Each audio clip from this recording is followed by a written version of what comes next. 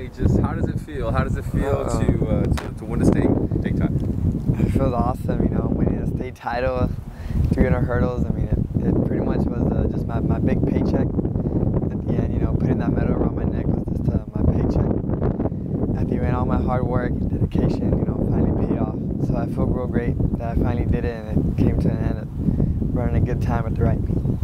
Did you feel any pressure while you were there? Tell me about your experience when you're getting into the, you know, they walk you into the... You know, walking in, it just felt just like, it didn't feel the same as last year, but I just told myself, just like last year, you know, I'm here to race. I'm not here to put on a show or anything. I'm here to race, and that's what I went to do.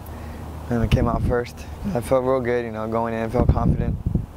Are you even thinking about, you know, what's next for Vince Castillo, you know, next year, the following year? Yeah, what's next for Vince Castillo, you know, just to get better, you know, come back my next 2 years. Might play a little bit of football, might not. You know, just to get faster. That's pretty much it. Do you want to try to be a 3-time state champion? I definitely do. I wanted to do a three-peat. It's called a three-peat, you know, try to go back and win it next 2 years. Hopefully I can try to go back in the 110 hurdles, but, you know, 300s is my stronger race, but I would like to go on the 110s as well. He's here every day.